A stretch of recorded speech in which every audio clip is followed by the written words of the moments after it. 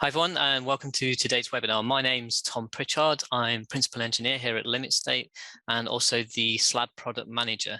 Today I've got the pleasure of being joined by LimitState MD Matthew Gilbert, and today we're going to be discussing how you can use LimitState SLAB to help identify reserves of strength in existing buildings with a view to working towards adaptive reuse rather than demolition and rebuild. The presentation is due to last about 30 minutes. There should be some time at the end for questions. You should be able to post these in the Q&A interface that's in front of you on your screens. If you do have any questions about the software after the event's finished, then do feel free to email us on info@limitstate.com and we'll be more than happy to reply to you then. So without further delay, what I'm going to do is just pass you over to Matthew, who's going to be introducing the case for adaptive reuse and the approach that we took to automating yield line analysis. Thanks very much, Tom, and thanks everyone for joining the session today. Okay, so as Tom says, I'm going to introduce the session and say a few words initially about why it makes sense to reuse slabs, and also a little bit about technology. And then Tom's going to basically deliver the meat of the presentation with a demo, a case study, and then wrapping up with a summary and Q&A. So that's the plan.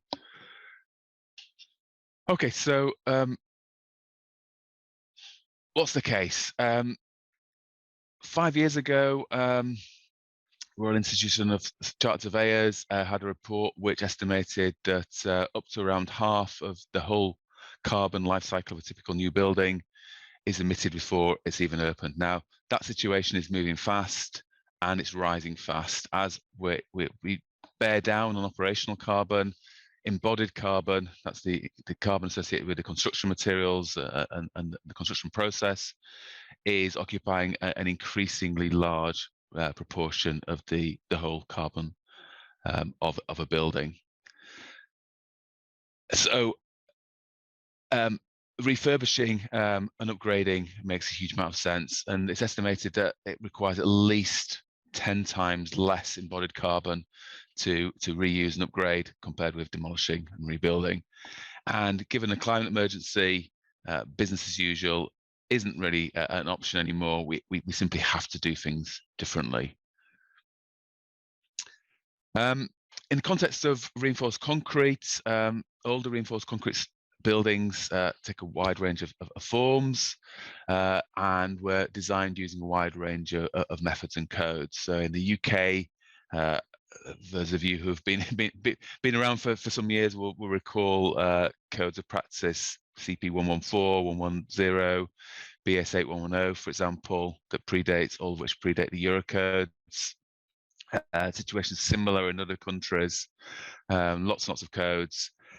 However, the key thing to note is that many of those, or those codes were very often quite conservative. So, for example, using elastic permissible stress approach for the calculations, or the Hilleberg strip method, where the assumed way in which the load is transferred isn't necessarily the most critical. So there's conservatism there in the historic methods, and actually that conservatism is going on to the present. Elastic finite element analysis methods are widely used, but they're prone to provide over-conservative predictions of strength. So we're not simply talking about very old codes, we're talking about new codes and new methods, or relatively current methods, giving rise to conservatism. And conservatism, fortunately for us, gives rise to very often hidden reserves of strength. And that gives us an opportunity. If we can identify hidden reserves of strength in a building, then the scope to adapt that is there, and very often it means that we can avoid costly strengthening. So adding new partitions, changing the use, putting in gyms in upper stories and so forth, all those things become much more doable given that you often have those hidden reserves of strength. So how do we go about doing that with LimitState SLAB? Well, first thing we use is a technology or a technique that's long established, the yield line method. First sort of developed in the 1920s, but then significantly advanced by Johansson and later colleagues in the 1940s onwards. Basically, with the yield line method, we postulate a collapse mechanism or a yield line pattern, and then quite simple calculations to work out how much load is required to cause that mechanism to be mobilized. The only downside is that if you choose the wrong mechanism, you will end up with a non-conservative estimate of the load carrying capacity. So on the slide, you can see we've got a series of different mechanisms. If we choose an inappropriate mechanism, we're going to end up having an unsafe prediction of capacity. And so what we've done with LimitState SLAB is we've taken advantage of a method that's developed relatively recently called discontinuity layout optimization, or DLO for short. Basically, that method systematically automates the yield line method for the first time. And there are various publications there for those of you who are interested. Perhaps the most accessible of those is a paper that appeared in the Structural Engineer in 2015. But there are other papers there as well. But the way we go about it is we idealize the slab, or discretize the slab, should I say, using a series of nodes spread across it. We then connect those nodes to each other with potential discontinuities, or in this case, yield lines. And then we use a simple linear optimization process to find the critical pattern of yield lines at collapse. And you can see on screen there, we've got relatively few nodes, and we're able to identify the yield line pattern shown on screen. So what Tom's going to do now is basically demonstrate that using the software. So I'll just hand over to Tom now. Thanks, Matthew. So first off, as Matthew said, we're going to have a quick demonstration of how the software works in practice. And what I'm going to do is actually take a look at a problem that was defined in Kennedy and Goodchild, which is their book Practical Yield Line Design is a really good introduction to yield line analysis and design if you're looking for one. And what we'll show is that if we restrict what mechanisms LimitState SLAB can identify, we can get the same results of the hand calculations that we see in this book. And then what we'll do is basically lift those restrictions and then allow the DLO method to determine the critical collapse state. So the problem we'll be looking at very quickly is a 250 millimeter thick slab, C40, 9 by 7.5. It's a corner bay of floors with columns at each corner that are connected by stiff beams.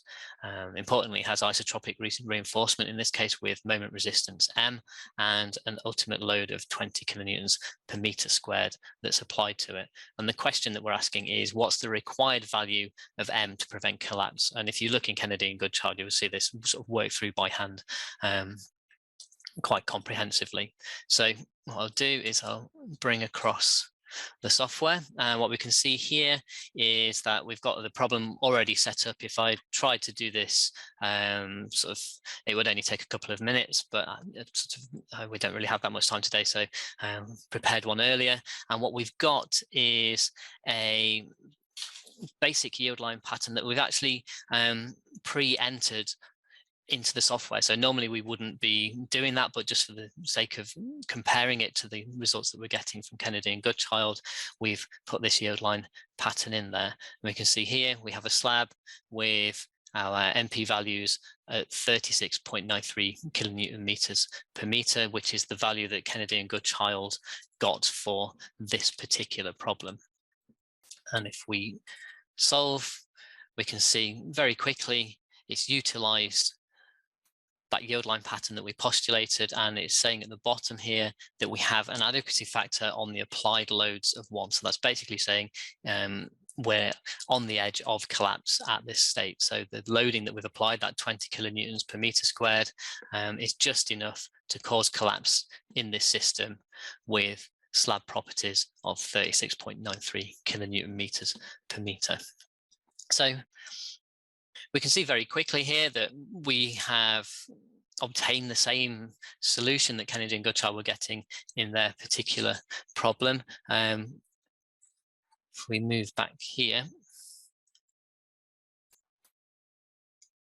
we can see actually, realistically, we know that this basic envelope shape is not necessarily going to be the critical failure mechanism, not least because the boundary conditions at the top and the right are not the same as the bottom and the left.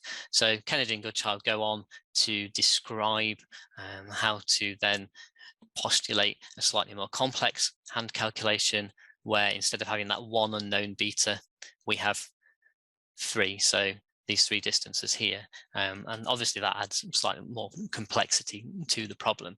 But with LimitState SLAB, what we can do is we can solve that directly. So if I now just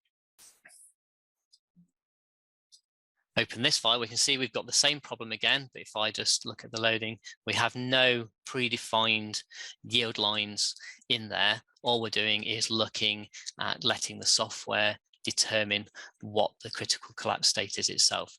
To start with, we've got the same value of MP that we were using in the original problem, but we can see what effect that has on the adequacy factor when we use a collapse mechanism that is more appropriate. So if we solve, you'll see, as Matthew described just there, we're flooding the zone with nodes, connecting them together, and then identifying that subset of yield lines from the potential ones that make up the critical collapse mechanism. And then in a few seconds, we've come out with a value on our adequacy factor of 0.916. And what that means is that actually the system as it stands is unstable for that particular loading case, the 20 kilonewtons per meter squared. But what we can do, we can say, okay, our slab has an MP value of 36.93. If we divide that by the 0.916, then we come out with an MP of approximately 40.4 kilonewton meters per meter. And that's actually, if you are designing by hand, you would quite often have a 10% rule that you would apply to your problem to allow for the fact that you might not have actually identified the critical collapse mechanism. And in this case, for these conditions, we would be right on the edge of that 10%. But obviously for other problems, potentially more complex problems, then you wouldn't be guaranteed that you would be lying in that range. And from that, the third thing that we're thinking about here is adaptive reuse, and Kennedy and Goodchild actually go on from this problem to add a partition load across the center of the domain, and we can do the same here relatively easily. What they did themselves was return back to that very first basic envelope failure pattern as their initial postulated yield line mechanism, because that was potentially relatively straightforward to do by hand. But what we can do with the power of DLO and the power of the software is simply add ourselves a line load between these 2 points. So I've actually predefined them here, if I can zoom in enough.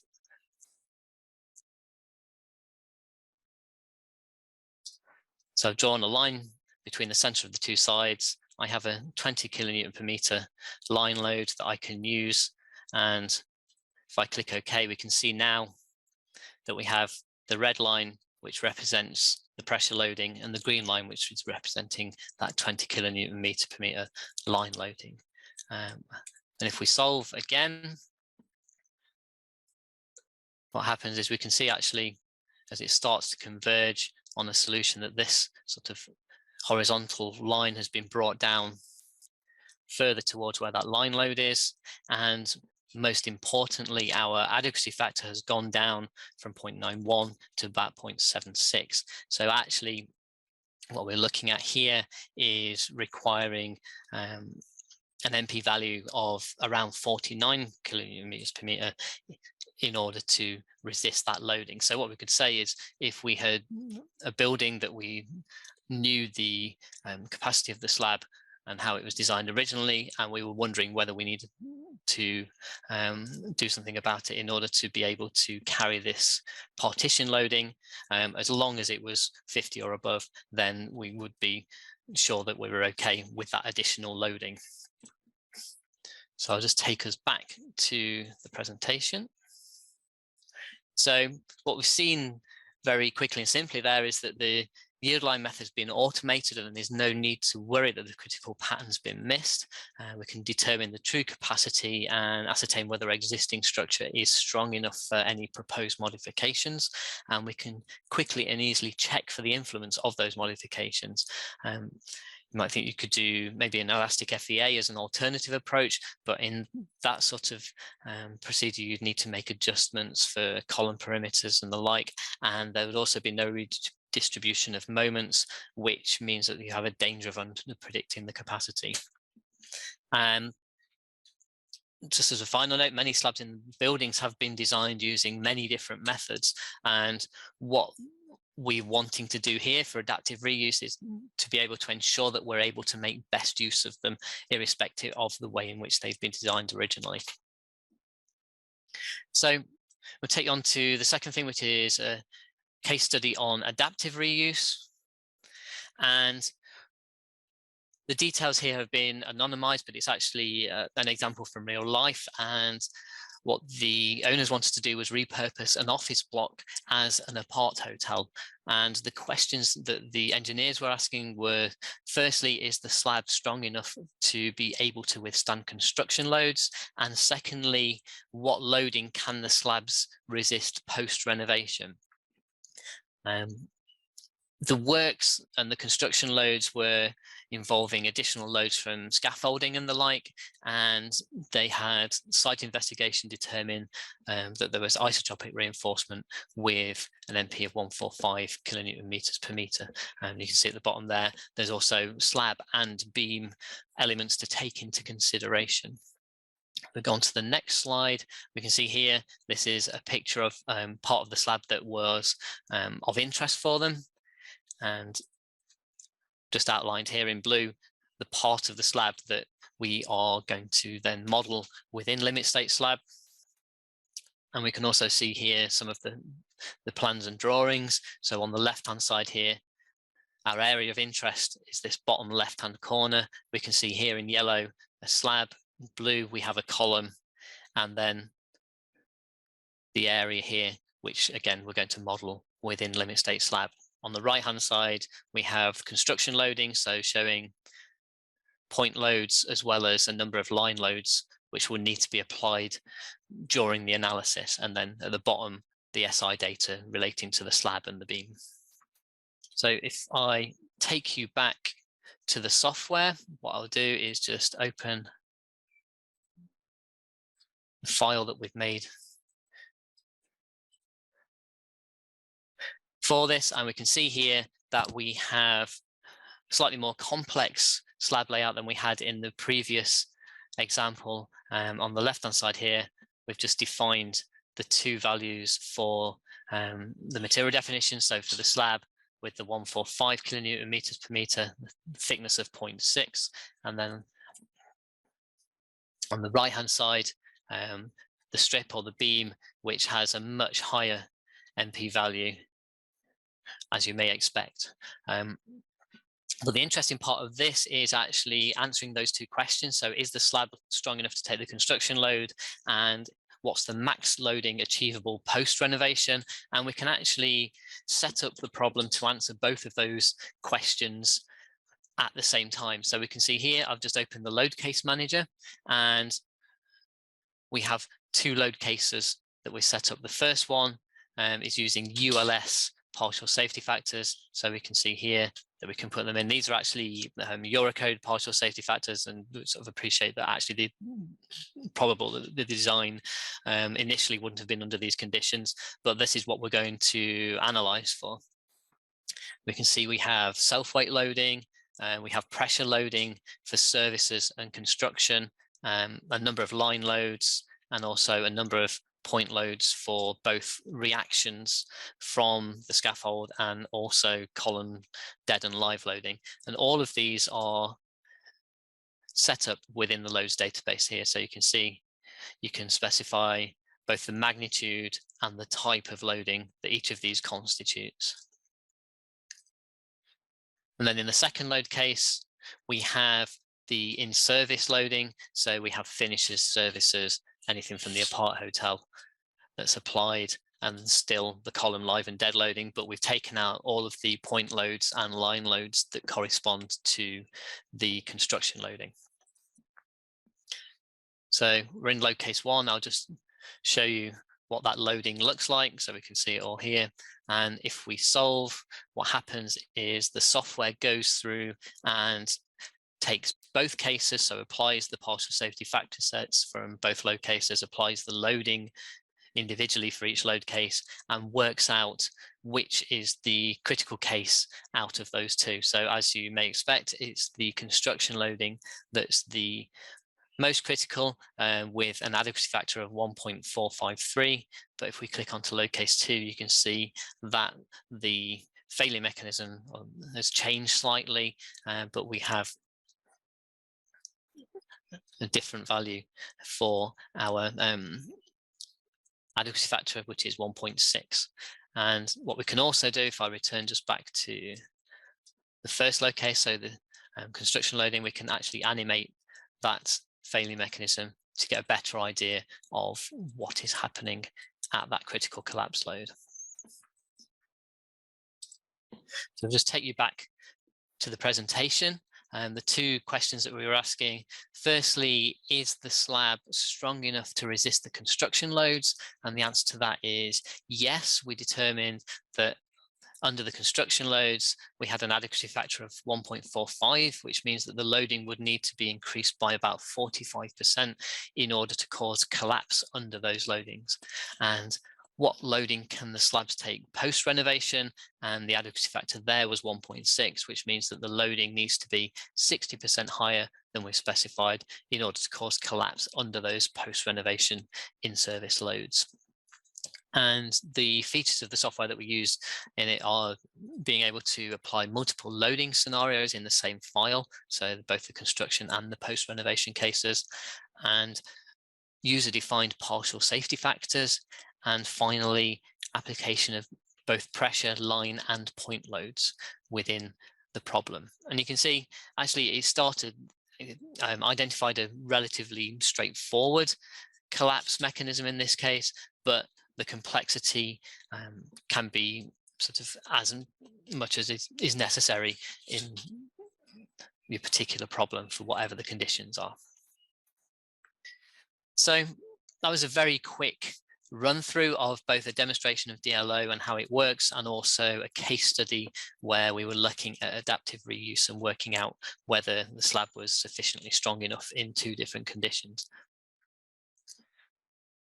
So we've seen that with the software, we can quickly demonstrate the real flexural capacity of reinforced concrete slabs in existing structures and establish the real capacity that's likely to reduce the amount of intervention that is required when you're looking at adaptive reuse cases.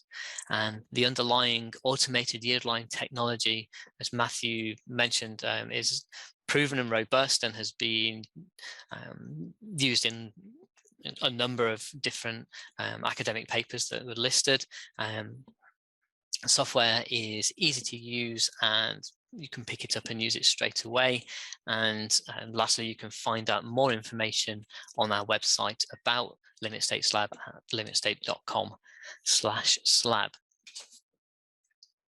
So we've got a few minutes left now for any questions that people might have. If you want to put one in, you can see, hopefully, if you move the mouse about on your screen, there's a Q&A option where you can enter any questions that you might have. We'll give it 30 seconds or so if anybody wants to ask one, and then we'll get on to answering them. Tom, I see we've got a question already. Okay. question, do you have many clients using this for new slabs versus an elastic FEA method? And in your opinion, in terms of material savings, what would you expect to achieve? So actually, Tom's probably in a better place to answer the first part of it. My estimate is probably the majority of our customers are using it for existing slabs. Yeah, I think so. In terms of the savings you can get if you do use it for new slabs, then actually the document that that Tom referred to, the Concrete Centre document, has got some quite nice examples of cases. I think, for example, it has a floor that was in the Cardington multi-storey concrete building that was constructed 20 odd years ago, where some floors were designed using elastic methods, some floors were designed using yield line methods. I think, from memory, the yield line method required around 60% or less of the reinforcement compared with a finite element designed slab. So you can get quite significant reductions. That's, a little bit more than half the reinforcement. And the other thing is, very often, if you do use finite element design, there's a tendency either to have extreme over design like that, or to have reinforcement that's bespoke for the particular slab. So you've got lots and lots of different bar marks to deal with the continually changing moment, and then you have lots of expense when it comes to actually just actually fabricating it. So I think that's the if you zoom in on that table there, Tom. Yeah, so that's an example from the Concrete Centre guide. There's a couple more questions come in. A question about deflections. What's your capability when it comes to deflections? Is this something you have to check on the software? So if you've got a relatively straightforward refurbishment project, then you've got an ideal case for actually doing some load tests and actually seeing what the deflections are. So that's one option. There are lots of ways of calculating deflections in concrete slabs, but they're not necessarily super reliable. So one option is to actually do a load test. If you want to do it by calculation, then yeah, you need to use a different piece of software. LimitState SLAB is really focused on capacity rather than serviceability. And I think that's the only other question we've got, Tom. So okay, well, I think actually we're just a few seconds away from the 30 minutes, so I'll do a wrap up. So firstly, thanks to Matthew for his participation, and also thanks to everybody for joining us today. As I mentioned at the beginning, if you do have any supplementary questions about the methodology, the software, anything like that, then do feel free to send an email to info@limitstate.com, and we will be more than happy to answer them for you. Again, LimitState SLAB is available to download and also use in trial mode for a bit. You can get that from our website, which is www.limitstate.com/slab. And I'd just like to say that we're also going to be having more webinars this year, so please keep an eye out through social media and also in your emails for invitations to them. So once again, just say thanks to everybody for attending, thanks to Matthew for presenting, and I do hope that you can join us again for one of those future sessions. Goodbye.